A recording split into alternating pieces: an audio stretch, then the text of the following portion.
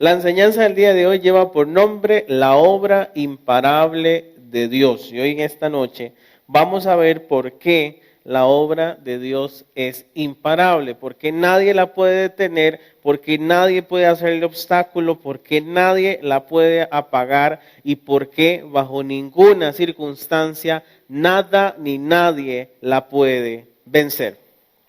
Ahora, hagamos una introspección de nosotros mismos y hagamos un análisis de otras personas fuera de la iglesia.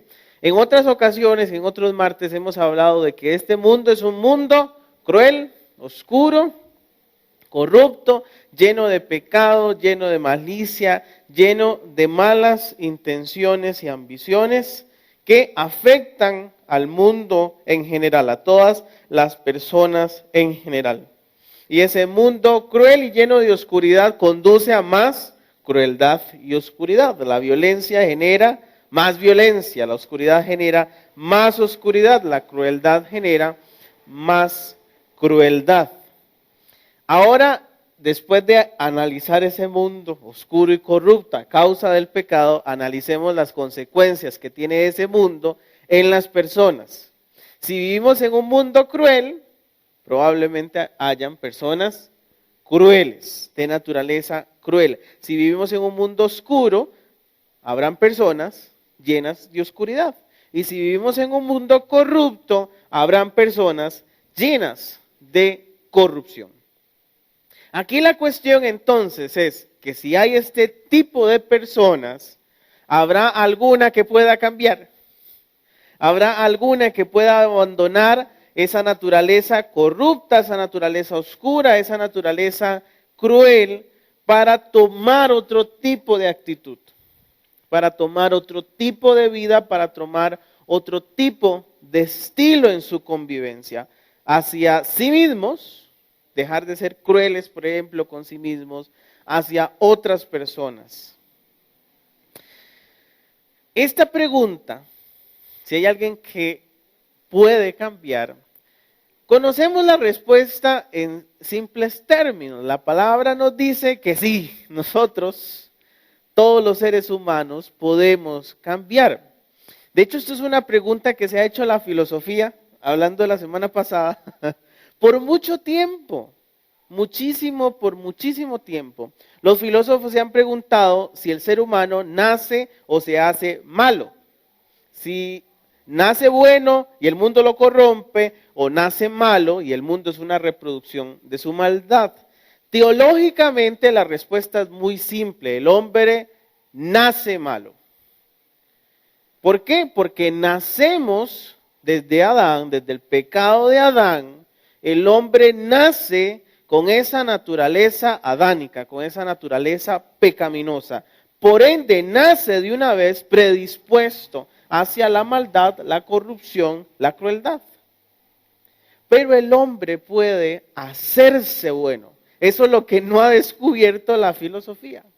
Pero nosotros lo conocemos por la palabra del Señor. El hombre, el ser humano, la mujer, puede hacerse bueno, puede renunciar a esa naturaleza pecaminosa y adoptar una naturaleza espiritual, consagrada y llena de santidad. ¿Cómo es que es posible eso? Como dice Romanos, como dice Corintios, dejando el primer hombre, dejando al primer Adán, dejando la primera naturaleza y adoptando al segundo hombre, al segundo Adán, a una nueva naturaleza. ¿Y quién es ese segundo Adán?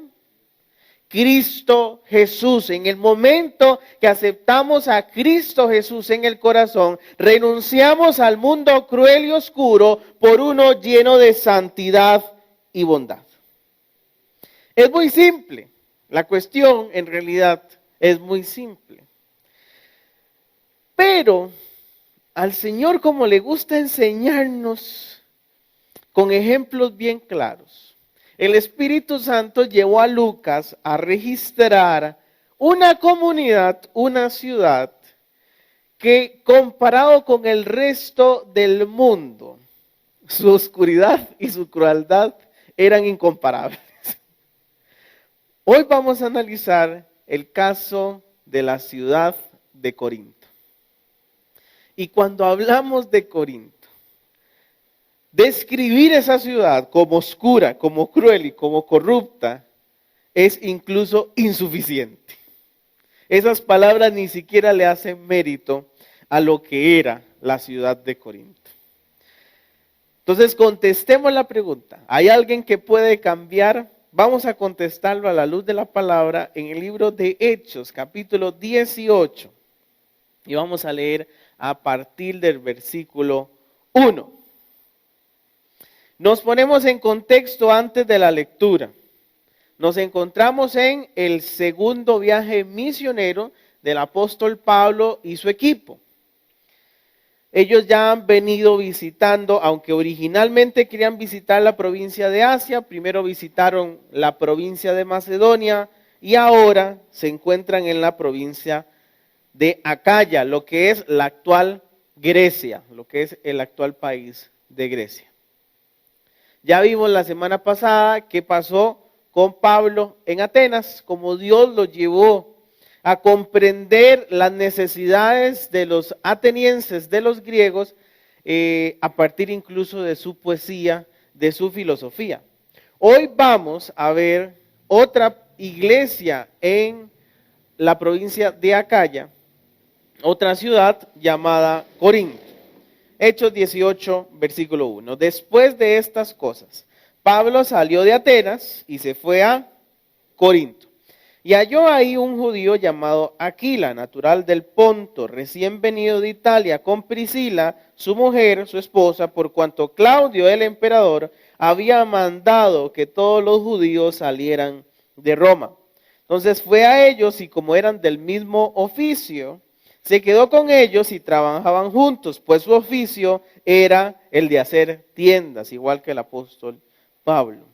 Y discutía en la sinagoga todos los sábados, que era el día en que los judíos se congregaban, y persuadía a los judíos y a los griegos, es decir, a los oriundos de Corinto.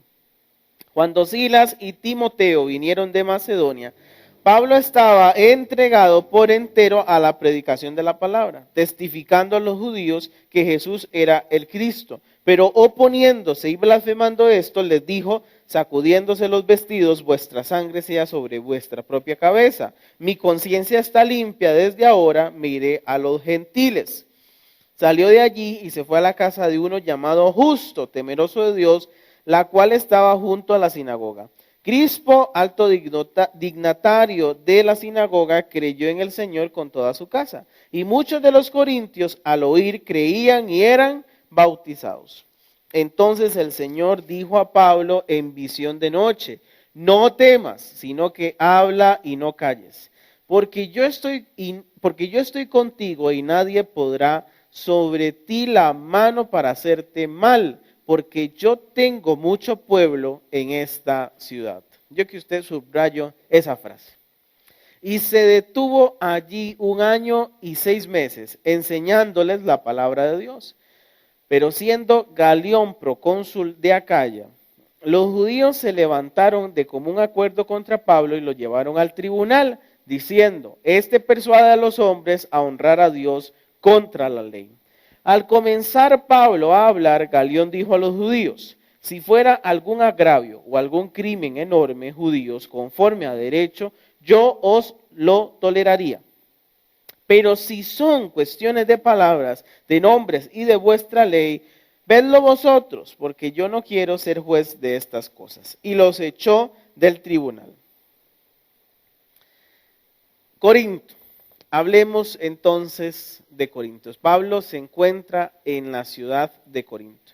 Corinto, a pesar de que Atenas, era la capital de la provincia de Acaya, de lo que hoy es Grecia y de lo que fue antes el imperio helénico, el imperio griego de Alejandro el Magno. A pesar de que Atenas había sido esa gran ciudad, para el tiempo de Pablo, en el siglo I, ya Atenas había perdido un poco el fervor que tuvo antes, la gran opulencia que había sido como capital del imperio griego. Ahora la ciudad más importante de la provincia de Acaya era Corinto. Y en Corinto, ¿por qué era tan importante? Uno, porque era una ciudad bastante grande. Era una de las 5 ciudades más grandes en el mundo antiguo. Estamos hablando de que aunque habían por lo menos 1 millón de personas, un número muy pequeño para nosotros, la población de San José, por ejemplo, para ese tiempo, para el mundo antiguo, era una mega ciudad cosmopolita, hecha y derecha. Y además Corinto era una ciudad portuaria. ¿Y qué significaba eso? Flujo de personas y flujo de buen dinero. Por el comercio internacional que habían entre las diversas colonias romanas. Ahora, eso no es lo que nos llama más la atención de Corinto, que era una ciudad muy poblada, que era comercialmente muy activa. Lo que más nos va a llamar la atención de Corinto era su alta pecaminosidad. En Corinto había un templo dedicado a la diosa Afrodita.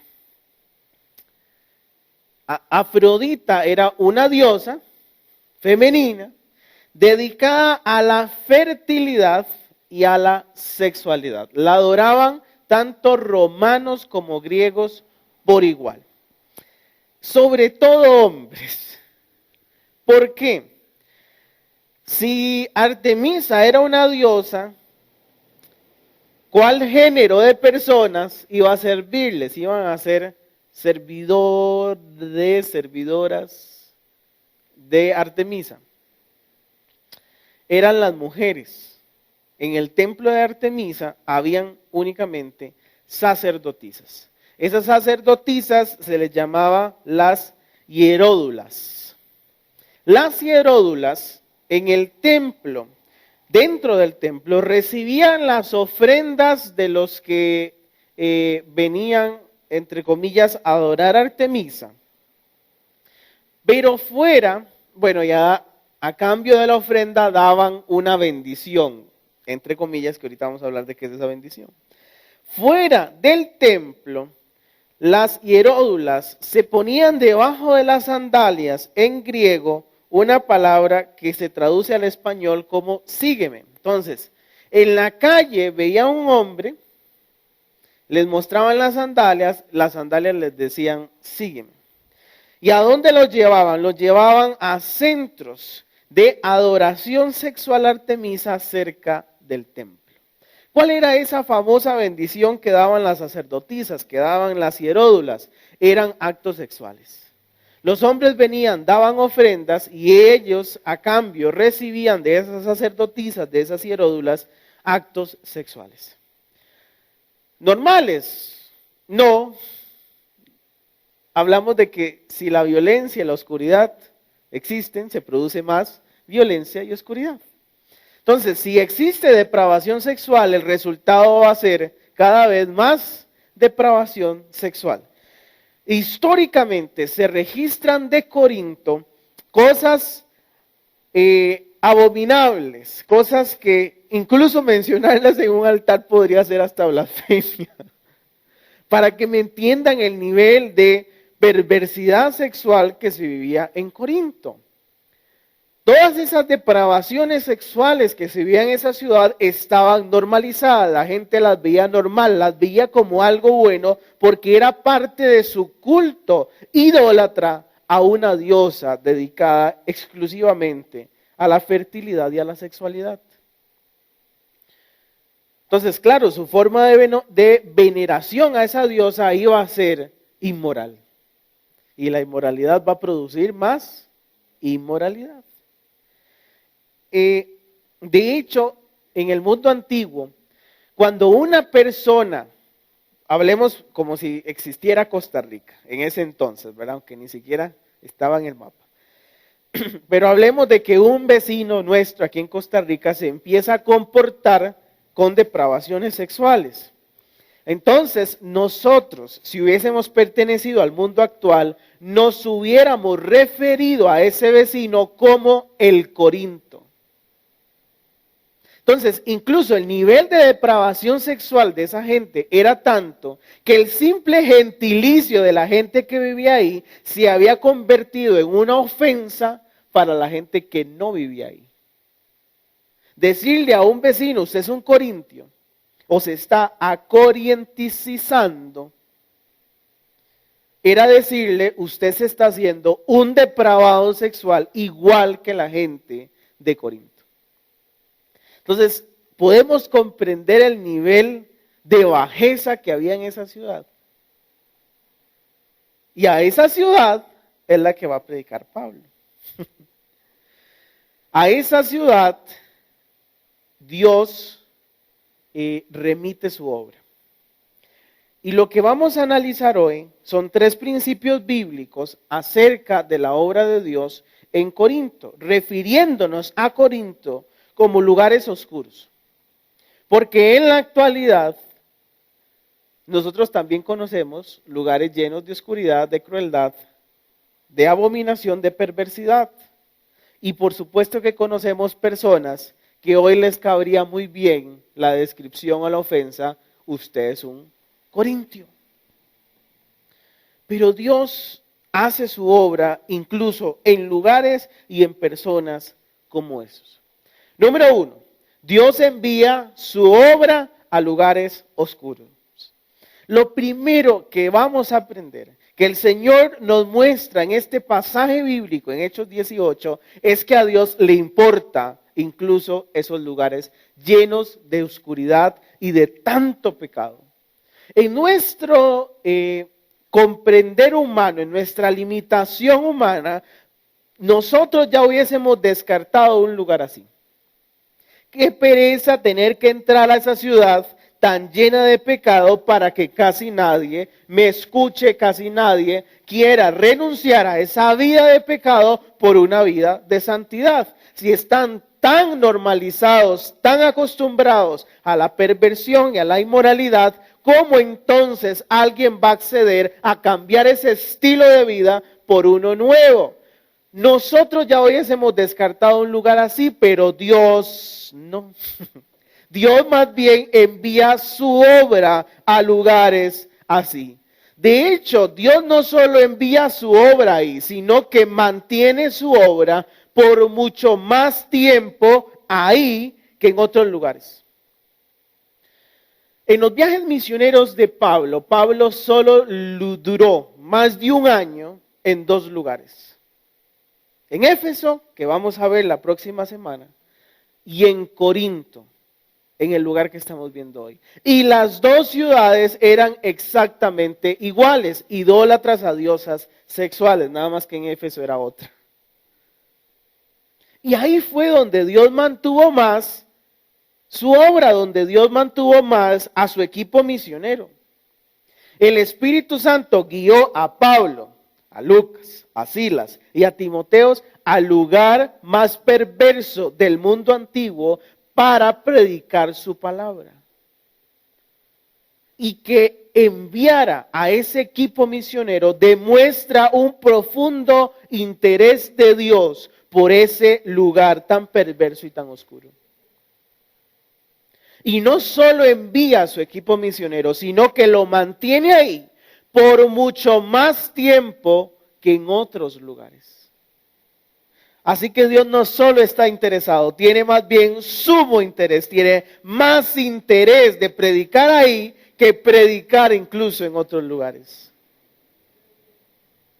¡Qué increíble! ¿Cómo un lugar lleno de oscuridad puede ser de tanto interés para Dios? Ahora, lo sorprendente es que Dios no envía a Pablo y a su equipo misionero solitos. ¿Notaron que esta vez se les unió a alguien más? Se les une también en ese lugar a Aquila y Priscila. De hecho, este pasaje va a ser el único donde vamos a encontrar ese orden de mención. Primero Aquila y luego Priscila. En el resto de la Biblia nos vamos a encontrar primero a Priscila y luego a Aquila, que de eso vamos a hablar la próxima semana. Se encuentran a Priscila y Aquila y ellos se integran plenamente al ministerio del apóstol Pablo. Vea cuán grande es el interés de Dios por un lugar que no deja que el equipo misionero esté solito en ese lugar. Hace que las circunstancias de donde vivía Priscila y Aquila, que era Roma, cambien en contra de ellos para que se movilicen. Pero como ya habíamos visto en alguna ocasión, Dios aprovecha incluso la persecución para hacer su obra. Dios aprovecha esa circunstancia negativa, esa persecución en contra de Priscila y Aquila para que se encontraran con el equipo misionero en Corintio y los acompañaran. Su compañía fue fundamental y esto vamos a profundizar más la próxima semana. Pero ellos dos hicieron que Pablo y ese equipo misionero se sintiera fortalecido en una misión imposible. Predicar en Corinto, predicar en la ciudad más corrupta del mundo antiguo. Quiero darles un ejemplo de lo corrupta que era esa ciudad. Y estamos hablando ahorita de la ciudad, pero este ejemplo está dentro de la iglesia ya cuando la iglesia se funda. Vaya conmigo a 1 Corintios, la primera carta que escribe el apóstol Pablo a la iglesia ya fundada en Corinto, perdón. 1 Corintios capítulo 5.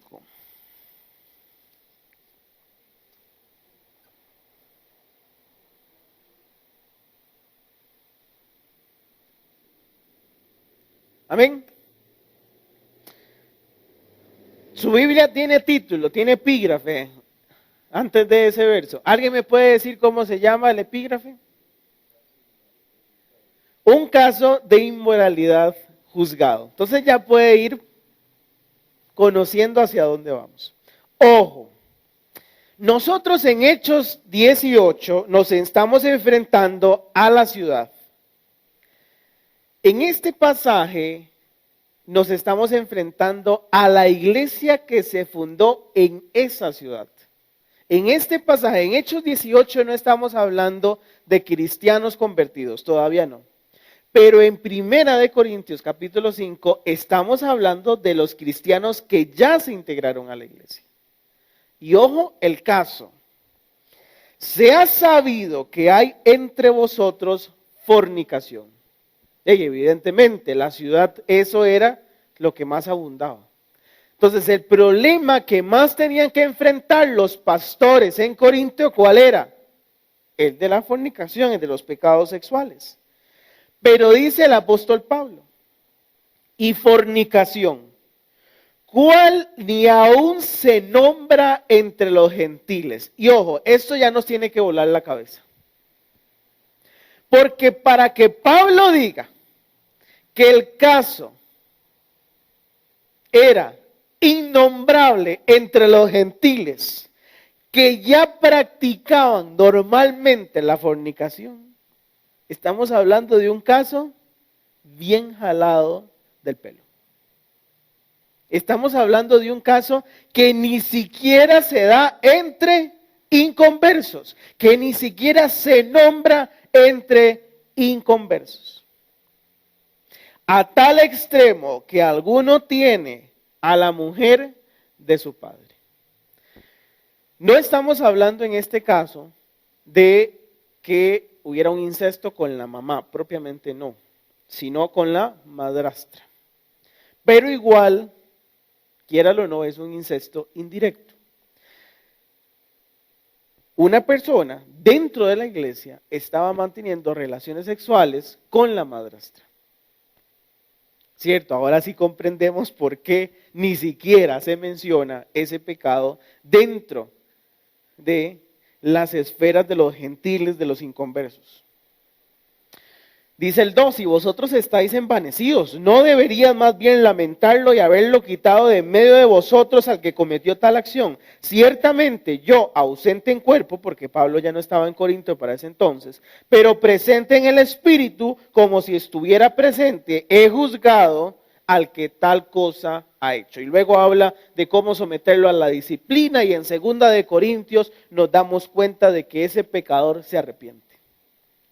Pero ya el simple hecho de que Pablo tenga que dedicar parte de su carta pastoral a reprender un caso de inmoralidad dentro de la iglesia, nos habla cómo estaba fuera de la iglesia. nos habla de lo que se estaba enfrentando Pablo y su equipo misionero ahora junto a Priscila y Aquila dentro de esa ciudad.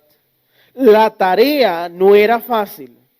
¿Se acuerdan que en Atenas el reto de Pablo era cómo hablarle a gente que se creía sabia?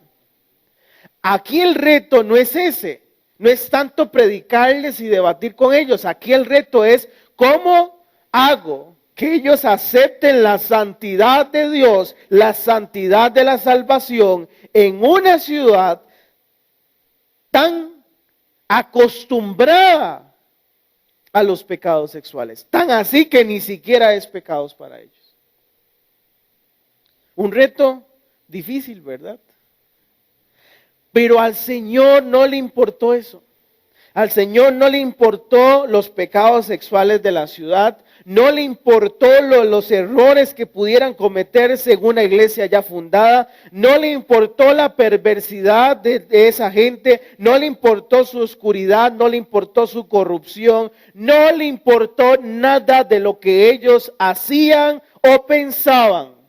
Lo único que le importó era la posible cosecha que pudiera recoger en una ciudad tan oscura como esa. El Señor envía su obra a lugares oscuros. Hay un relato que yo siempre cuento que es cómo se convirtieron mi mamá y mis tíos allá en San Gabriel de Upala.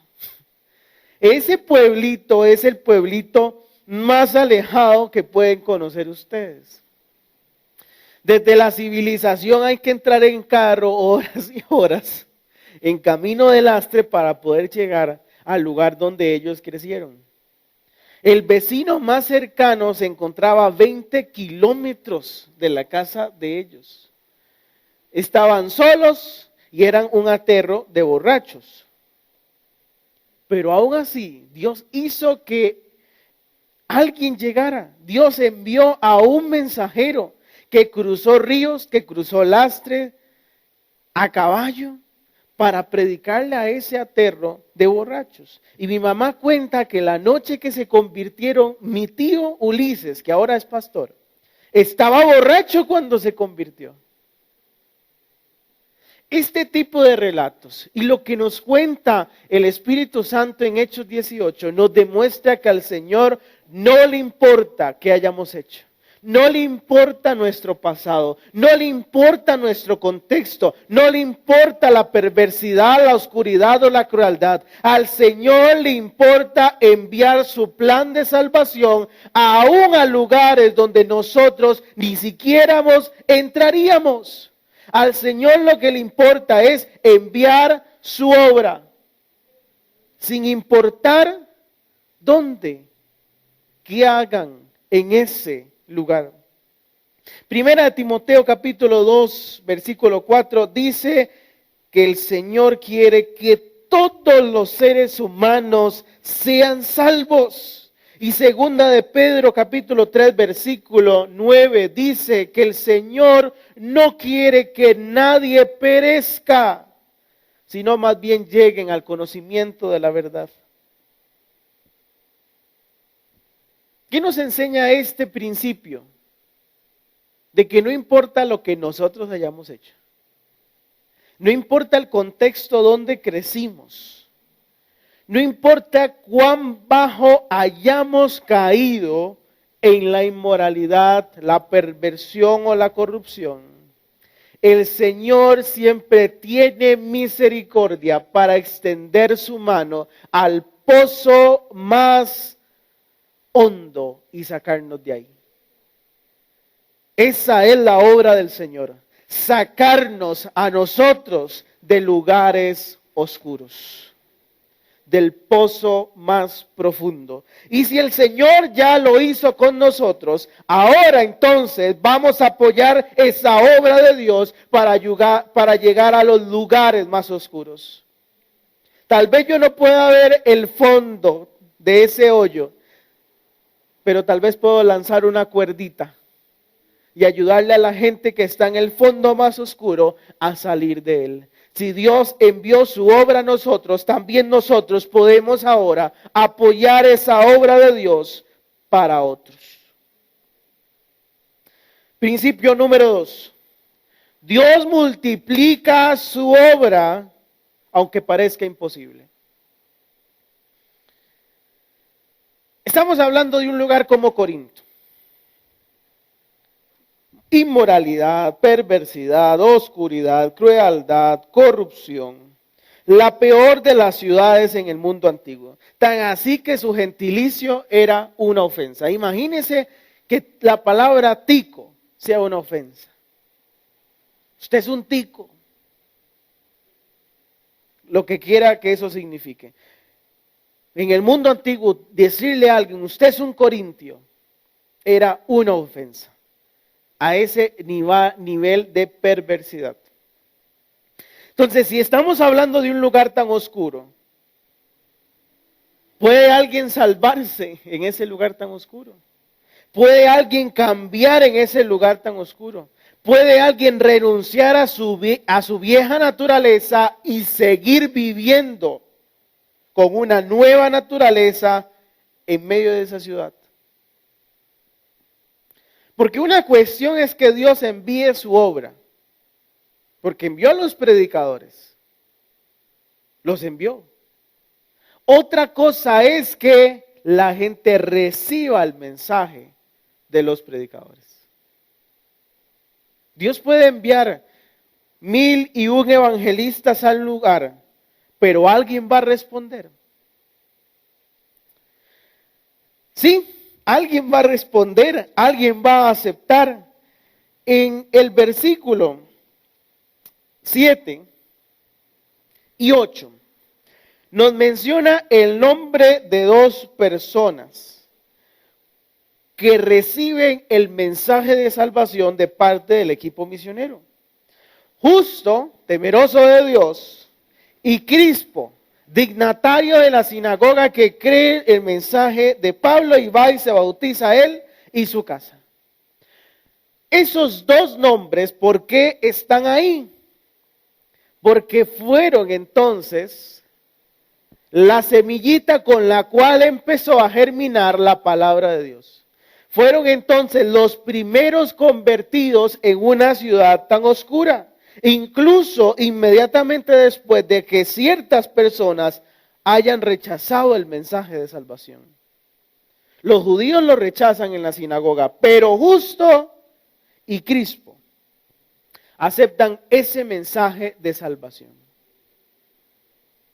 Ahora, ¿solo ellos dos se convirtieron? ¿Solo ellos dos fueron la única cosecha? Versículo 8. Y muchos de los corintios al oír creían y eran bautizados.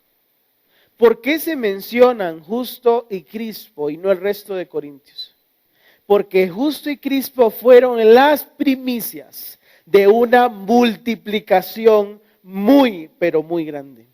Corintio después, ya cuando más gente se fue convirtiendo, se convirtió en una iglesia grande, se convirtió en una iglesia numerosa, cierto, con muchísimos problemas que Pablo tuvo que afrontar luego en las 2 epístolas, cierto, pero siempre dispuestos a crecer en el evangelio. De hecho, Primera de Corintios nos habla de todos los problemas que la gente recién convertida arrastró ahora a la iglesia. Pero Segunda de Corintios nos da un mensaje de esperanza, porque el apóstol Pablo en el capítulo 7, lo menciona claramente. Corintios, estoy tan alegre de que ustedes finalmente llegaron al arrepentimiento de sus múltiples problemas. Es un mensaje de esperanza, de que si efectivamente los convertidos llegaron al arrepentimiento, al cambio, a la nueva naturaleza, en un mundo, en una ciudad llena de oscuridad, es que sí se puede, sí se puede. Justo y Crispo fueron los primeros, pero detrás de ellos vinieron uno y otro y otro y otro, y no solo ellos, sino también sus casas, sus vecinos, sus comunidades. Dios multiplica su obra, incluso en un lugar tan lleno de oscuridad como Corintio. Si nosotros leemos y ponemos atención a las dos cartas de Corintios, así como Romanos, nos damos cuenta de otros nombres como Justo, como Febe, como Cencrea, como Tercio, Erasto, como Cuarto, como Cloé, como Gallo, como Estéfanas, como Fortunato y como Acaico. Esos nombres, todos fueron líderes prominentes de la iglesia de Corinto. No fueron miembros comunes y corrientes de la iglesia en Corinto. Fueron gente que entraron de lleno a la obra de Dios. De hecho, dos de esos muchachos, Erasto y Estéfanes, en el tercer viaje misionero se unieron al apóstol Pablo. Dios multiplica su obra. No sabemos quiénes van a responder al mensaje de salvación en un lugar. Gracias, me estoy ahogando. No sabemos quiénes van a responder. Si es que alguien responde. Pero los que responden se pueden multiplicar. Y no solo se pueden multiplicar, es que pueden llegar a ser pilares de la obra de Dios. Ese es el nivel de multiplicación que ocupa la obra de Dios. No llenar las iglesias de gente en las sillas o de gente en las bancas. No hacer la multiplicación de la obra de Dios, no es hacer mega iglesias. La multiplicación de la obra de Dios es que a alguien dentro de la iglesia reciba un llamado para integrarse a la obra de Dios. Porque nuestro llamado como iglesia no es calentar una silla o una banca. Nuestro llamado como iglesia es contribuir a la obra de Dios. Esa es la verdadera multiplicación. Cuando de un lugar tan lleno de oscuridad, de una ciudad tan llena de oscuridad, salen siervos y siervas para la obra de Dios. Esa es la multiplicación que Dios está esperando de su obra. ¿Aló? Amén. Debemos entonces multiplicarnos.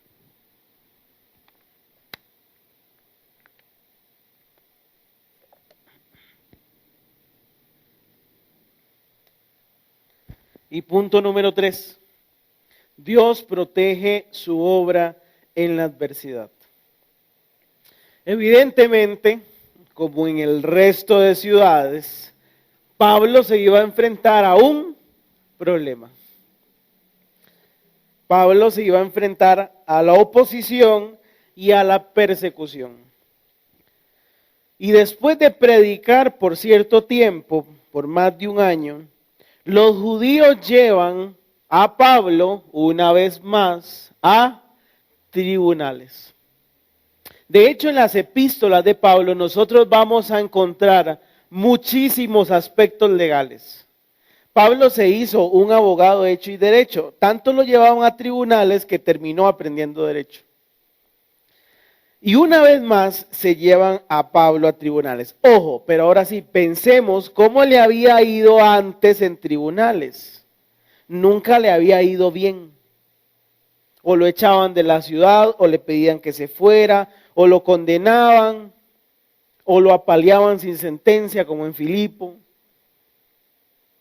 Nunca le había ido bien en un tribunal. Pero la Biblia, Lucas, registra que algo cambió en Corinto. Los judíos llevan a Pablo frente a Galión, procónsul de Acaya. Eso significa que era el representante del emperador en la provincia de Acaya. era el representante de la autoridad máxima del Imperio Romano. Entonces era el encargado de solucionar y darle sentencia a los conflictos que se suscitaran entre ciudadanos romanos. Entonces Pablo, como ciudadano romano, se enfrenta al tribunal y trata de defenderse, pero en el versículo 14 dice que cuando Pablo iba a iniciar a defenderse, Galión suelta la sentencia. Y lo que le dice a los judíos es: a mí no me interesa esta discusión. Si él hubiese cometido alguna traición, un crimen, entonces yo les pondría atención. Pero él no ha cometido ningún crimen y los deja libre. Resulta que es la primera vez que al apóstol Pablo le va bien en un tribunal. Y ni siquiera tuvo que defenderse, ni siquiera tuvo que abrir la boca. Galión soltó la sentencia de un solo, y su sentencia dice claramente que él no ha cometido ningún crimen. ¿Saben por qué Lucas registra esto? Porque es la primera vez que el cristianismo ganó un caso en tribunales. Cada vez que llevaban a Pablo a tribunales, cada vez que lo llevaban a defenderse frente a un juez o un representante del Imperio Romano, cada vez que Pablo tenía que defenderse, era un cuestionamiento no a Pablo, sino al cristianismo en sí. No estaban juzgando a Pablo por lo que había hecho, estaban juzgando a Pablo por lo que había dicho. Y lo que había dicho era el mensaje de salvación, era el cristianismo en sí, era un cuestionamiento al evangelio de Jesucristo. Y había venido perdiendo y perdiendo y perdiendo. Lo sentenciaban, lo apaleaban, lo echaban de la ciudad. Y esta es la primera vez que hay una sentencia favorable para Pablo, y evidentemente es la primera vez que hay una sentencia favorable para el cristianismo. Y no solo es una sentencia favorable para el cristianismo, no solo nos dice: hey, esta gente no está diciendo nada malo, sino que de una vez Galión se adelanta a los hechos y dice: Pablo no ha cometido ni un solo crimen. Imagínense cómo quedó la gente después. No lo podían volver a acusar porque Galión ya había dicho que Pablo no estaba cometiendo ningún crimen. ¿Qué era eso? Era la puerta abierta para que Pablo y el cristianismo se siguieran extendiendo. Lo que hizo Galión fue legitimar el mensaje de salvación. Le dio toda la cobertura legal que el imperio le podía dar a la predicación del evangelio. Después de ahí, de hecho, la predicación del evangelio se hizo masiva y se hizo extensiva. Ya un gobernante del Imperio Romano había dicho que ningún mensaje del cristianismo podía considerarse un crimen. Y algo mucho más significativo es que hubiese salido de Galión. Porque hay que estudiar quién era Galión. Galión era hermano de Séneca, filósofo romano. Y no solo cualquier filósofo romano, era el profesor de quien llegaría a ser después el emperador Nerón. Y Galión también era amigo personal de Claudio. En ese momento, el emperador del Imperio Romano. O sea, Galión se estaba codeando con las figuras de mayor autoridad dentro del imperio. Por ende, la sentencia de Galión era mucho más significativa que la de cualquier otro juez u otro gobernante del Imperio Romano. Porque él era amigo de los emperadores. ¿Qué significaba eso? Que una sentencia de Galión nunca podía discutirse, nunca podía apelarse, porque había que llevarla al emperador. ¿Y quién era el emperador? Un amigo íntimo y personal de Galión. Dios protege su obra.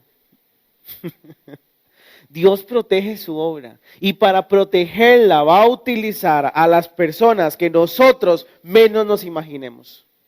Porque Galión no era cristiano, Galión no era judío, era un romano, era un pagano, ni siquiera tenía interés por las cosas religiosas, su hermano mucho menos, y Nerón posteriormente menos aún. A Galión no le importaba ninguno de esos temas. Pero aún así, Dios lo utiliza su posición, utiliza su autoridad, utiliza su poder para proteger la obra del Señor. Y lo que hizo fue legitimar la predicación del Evangelio en Corinto, posteriormente en Éfeso y posteriormente en todo el Imperio Romano. Galión le abrió la puerta a que por lo menos por cierto tiempo, hasta que Nerón se convirtió en un loco, pero por lo menos 20 años, se predicara libremente el Evangelio de Cristo. Dios va a proteger su obra y va a utilizar a cualquiera persona, aún los que menos nos imaginamos. En 2 de Timoteo, capítulo 1 y versículos 12 al 14. El apóstol Pablo le habla a Timoteo, a uno de los integrantes de ese equipo misionero, y le dice,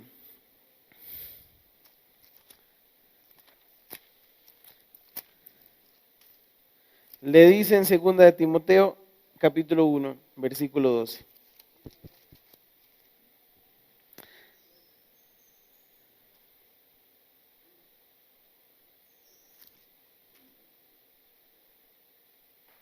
Ajá. Asimismo, padezco esto, sufro esto, pero no me avergüenzo de mi sufrimiento, porque yo sé en quién he creído y estoy seguro de que es poderoso para guardar mi depósito para aquel día. La palabra depósito que utiliza ahí el apóstol Pablo es una palabra jurídica que Pablo probablemente aprendió en tribunales. El contrato de depósito es un contrato, es un acuerdo entre dos personas. Una persona tiene algo tan valioso que no lo puede guardar en su casa por miedo a que se lo roben. Así que confía esa cosa valiosa en manos de alguien que sí puede cuidar y proteger mi cosa valiosa. De hecho, nosotros todos los días hacemos este contrato. ¿Con quién? Con el banco. Vamos y llevamos nuestra cosa valiosa, en este caso dinero, y le pedimos al banco que lo proteja, lo cuide, lo resguarde. Y Pablo utiliza como metáfora este contrato. Dios es que guarda mi depósito. ¿Cuál es ese depósito? Su obra, mi fe, mi vida cristiana, mi caminar con Cristo. Esa cosa valiosa que yo por sí mismo no puedo cuidar, porque no tengo la capacidad de cuidar. Pero entonces se lo entrego a Dios, para que Él lo proteja, para que Él lo resguarde, para que Él lo cuide. Cuando la palabra dice que Dios protege su obra, es que lo protege como un contrato de depósito. Yo no puedo por mí mismo cuidar la obra de Dios, tanto para otras personas como para mí mismo. Dios me ha cambiado, pero yo tengo el poder en mí mismo, en mi misma naturaleza, de mantenerme cambiado. No, porque vengo de una naturaleza de pecado. Yo no puedo, no tengo las fuerzas. Humanamente no es posible cuidar la obra de Dios en mí y menos en la de otros. Pero Dios protege su obra, porque esa obra que Él ha hecho en mí, esa obra que Él ha hecho en otros, se la debo confiar a Él, para que Él la cuide, para que Él la proteja, para que Él la resguarde.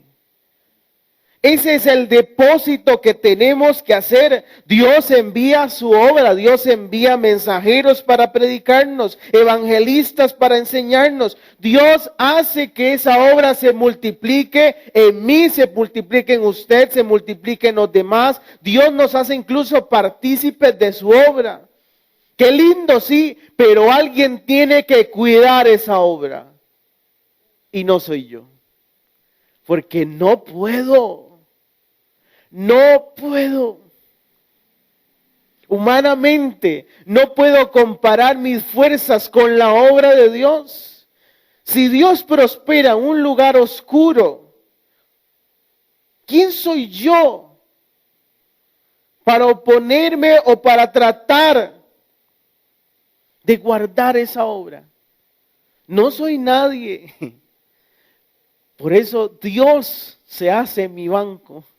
Dios se hace mi depositario. Dios cuida mi depósito. Dios cuida mi fe. Dios cuida mi caminar con Él. Dios cuida su obra en mí. Si Él hace su obra, Él mismo la perfeccionará. Y eso solo es posible cuando Él cuida su obra, no yo. Pero a veces nosotros creemos que tenemos la fuerza para cuidar esa obra. No. Juan capítulo 14 dice muy claramente.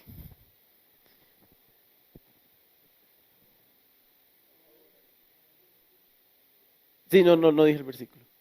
Dice muy claramente que nosotros, separados del pámpano de la vid, no somos nada.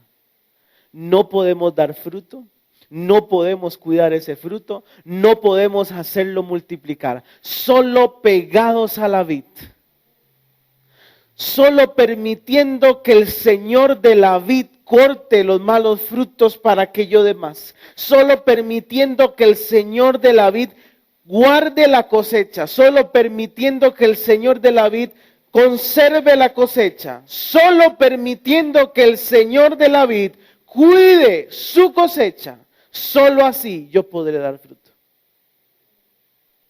Dios hace su obra, pero Él mismo la cuida. ¿A mí qué me toca entonces? Permanecer pegado a Él. Dios va a proteger esa obra, cueste lo que cueste, utilizando a quien lo utilice, pero a mí me toca. Frente a esa garantía de cuidado y de protección, a mí me toca permanecer en Él. Ese es mi papel.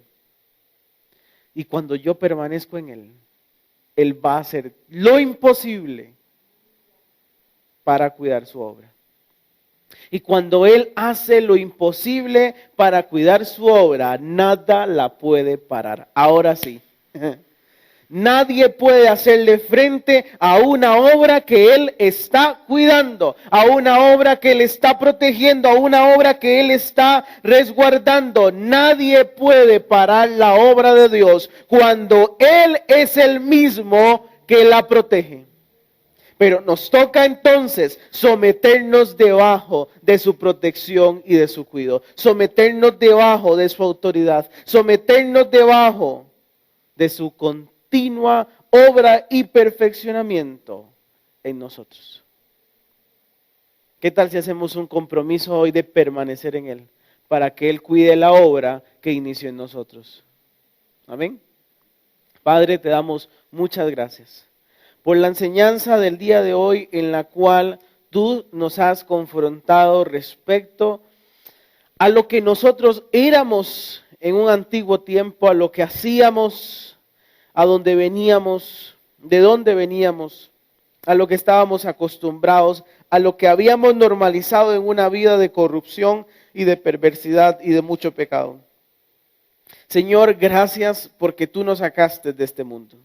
Tú nos sacaste de ese contexto de crueldad y de corrupción. Gracias por sacarnos del pecado y darnos la oportunidad a través del sacrificio de Cristo de adoptar una nueva naturaleza, una nueva identidad, una nueva consagración. Una vida santa, llena de bondad, lejados, totalmente alejados de ese mundo de oscuridad y de perversidad. Pero Señor, también reconocemos que necesitamos que tú cuides la obra que has iniciado en nosotros. Reconocemos, Señor, nuestras debilidades. Reconocemos, Señor, que aún debemos entregarnos a ti más de lo que pensamos para que tú perfecciones esa obra en nosotros. Señor, por eso hoy nos sometemos a ti. Nos sometemos para permanecer en la vid verdadera que eres tú. Para permanecer, Señor, unidos a ti, para dar fruto, para cambiar, para perfeccionar en esa obra que ya has iniciado en nosotros. Y ahí cuando tú nos proteges, ahí cuando tú nos cuidas, ahí cuando tú nos resguardas como un depósito, entonces diremos frente a nuestras debilidades que fuertes somos en ti. Fuertes somos porque tú nos cuidas, fuertes somos porque tú nos proteges, fuertes somos porque tú nos perfeccionas día con día, llevándonos a la plenitud de Cristo. Pero gracias, Señor, entonces, porque estás dispuesto a cuidarnos hoy y siempre y a perfeccionar la obra que ya has iniciado en nosotros. En el nombre de Cristo Jesús. Amén y amén.